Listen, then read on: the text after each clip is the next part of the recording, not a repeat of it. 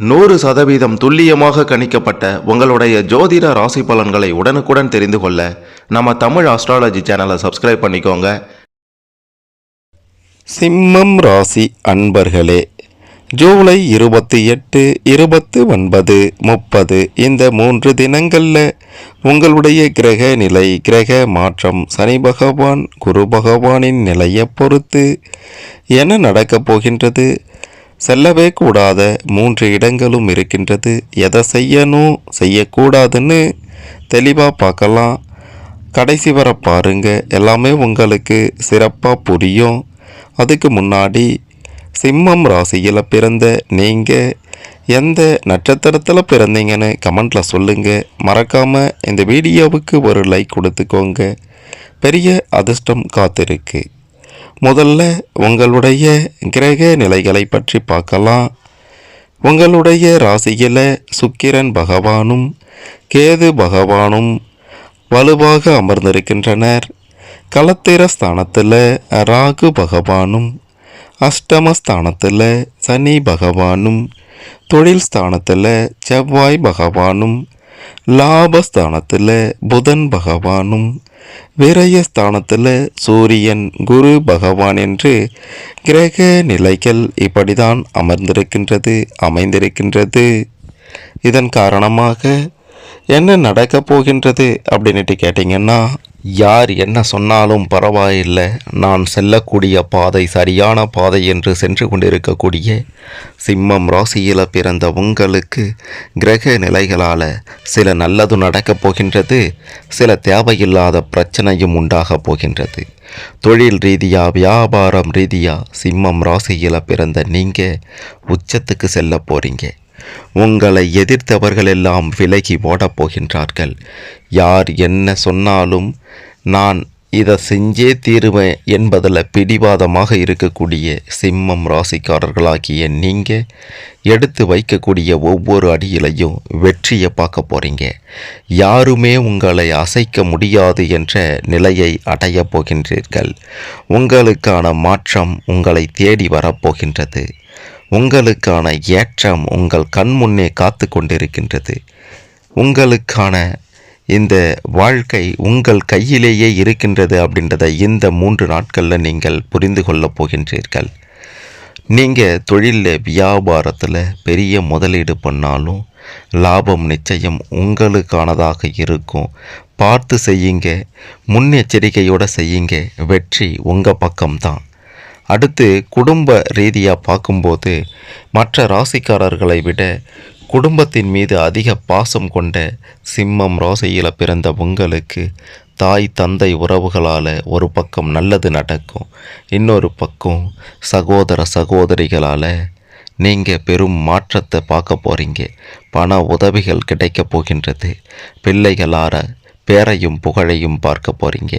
கணவன் மனைவி இடையே இதுநாள் வரைக்கும் இருந்து வந்த பிரச்சனையும், இதுநாள் வரைக்கும் இருந்து வந்த சந்தேக புத்தியெல்லாம் அடியோடு மாறப்போகின்றது. என்னதான் பல நல்லது நடந்தாலும் உங்களுக்கு நீங்களாகவே தீங்கி இழைத்து கொள்வதில் உங்களை மிஞ்ச ஆள் இல்லை. ஏன்னா இது சரியாக வருமா வராதா அப்படின்ட்டு 1க்கு 2 முறை யோசித்து செய்யக்கூடியவராக இருந்தாலும் சரி செஞ்சுதான் பார்ப்போமே அப்படின்ற அலட்சியம் சிம்மம் ராசிக்காரர்களை அழித்து கொண்டிருக்கின்றது அப்படின்றத நீங்கள் புரிந்து கொள்ளுங்க. ஆகையால் எதை செய்யணுமோ அதை செய்யுங்க, எதை செய்யக்கூடாதோ அதை செய்யாதீங்க. இந்த காலகட்டத்தில் நல்லது நடக்கும் அப்படின்றதுனால எதையெல்லாம் செய்ய வேண்டும் அப்படின்ட்டு நினைக்கிறீங்களோ அதையெல்லாம் செய்து பாருங்க, இல்லை செய்து முடித்து காட்டுங்க அப்படின்றதையும் சொல்லியே ஆக வேண்டும். குடும்பம் உங்களுக்கு 2 கண்கள் மாதிரி. ஆனால் குடும்ப உறவுகளே உங்களை மதிக்காமல் இருந்திருப்பாங்க அல்லவா? அந்த குடும்ப உறவுகள் எல்லாம் நீங்கள் சொல்கிறது தான் வேத வாக்கு அப்படின்ட்டு நினைக்க போகிறாங்க. அந்த அளவிற்கு உங்கள் மீது மதிப்பும் மரியாதையும் வரப்போகின்றது. எல்லாருடைய வாழ்க்கையிலையும் பெரும் பிரச்சனையாக இருப்பதே பணம்தான். அந்த பணத்துக்கு குறைவில்லாமல் ஒரு நிலை உங்களை வந்தடையப் போகின்றது. இதனால் வரைக்கும் பட்ட கஷ்டங்களுக்கெல்லாம் 2 மடங்கு லாபம் கிடைக்கப் போகின்றது. உங்களுடைய கடன் தொல்லைகளுக்கும் முடிவு கிடைக்கப் போகின்றது என்று சொன்னால் உங்களால் நம்ப முடியுதா? கிரக நிலை, கிரக மாற்றம், கிரக பெயர்ச்சி இதெல்லாம் உங்களுக்கு ஓரளவு சாதகமாக இருப்பதாலேயே இந்த நிலை உங்களுக்கு இருக்கப் போகின்றது, வரப்போகின்றது. என்ன நிலைனா கடன் தொல்லை முழுமையாக அடையப் போகின்றது அப்படின்ற ஒரு நிலை தான். ஆமாங்க, மூன்றாம் நபரின் உதவியாலேயோ அல்லது அரசாங்க ரீதியில் கிடைக்கப் போகும் உதவியாலேயோ ஒட்டுமொத்த கடன் தொல்லைகளுக்கும் ஒரு முடிவு கட்ட போகிறீங்க. ஏற்றத்தாழ்வுகள் இல்லாத ஒரு வாழ்க்கையை வாழ போகிறீங்க.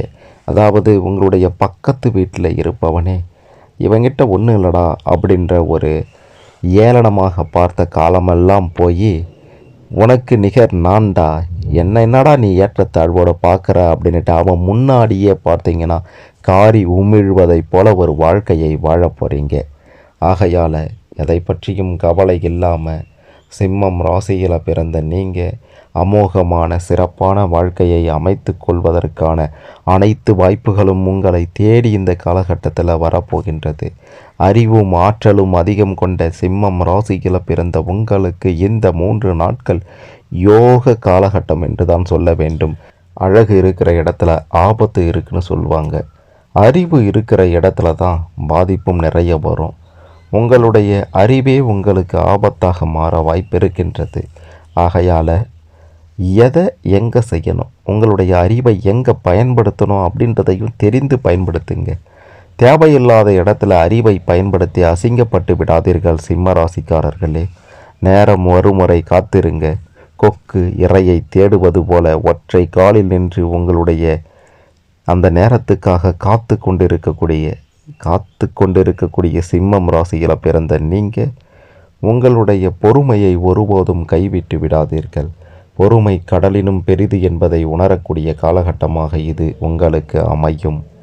உங்களுடைய வாழ்க்கை பெரும் முன்னேற்றத்தையும் ஏற்றத்தையும் பார்க்க போகின்றது. உங்களுடைய முயற்சி பெரும் வெற்றியில முடிய போகின்றது.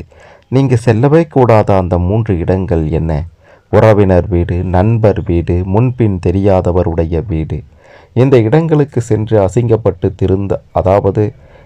அசிங்கப்பட்டு வெளியே வராதீங்க. திருந்த பாருங்க. ஒரு இடத்துல அசிங்கம் நடக்குது, அவமானம் நடக்குதுன்னா அந்த இடத்துக்கு திரும்பவும் போகாதீங்க, திருந்த பாருங்க. அப்படி இந்த 3 இடங்கள்லையும் உங்களுக்கு அவமானமும் அசிங்கமும் பிரச்சனையும் வர வாய்ப்பு இருக்குது. அப்படின்றதுனால இந்த 3 நாட்களில் இந்த 3 இடங்களுக்கு செல்வதை தவிர்த்து விடுங்கள். இல்லைன்னா நிச்சயமாக பிரச்சனைகளில் சிக்கிக்கொள்ள நேரிடும்.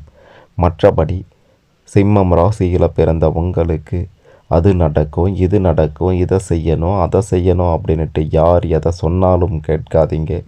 உங்களுக்கு இதுதான் நடக்கும், இதன்படி வாழ்க்கையை அமைத்து கொள்ளுங்க. மற்றபடி உங்களுக்கு யோகமான அதிர்ஷ்டமான காலகட்டமாகத்தான் இது இருக்குமே தவிர உங்களுடைய வளர்ச்சியை பாதிக்கக்கூடிய காலகட்டமாக இந்த காலகட்டம் அமையாது. நல்லது நடக்கும். போய்கொண்டே இருங்க.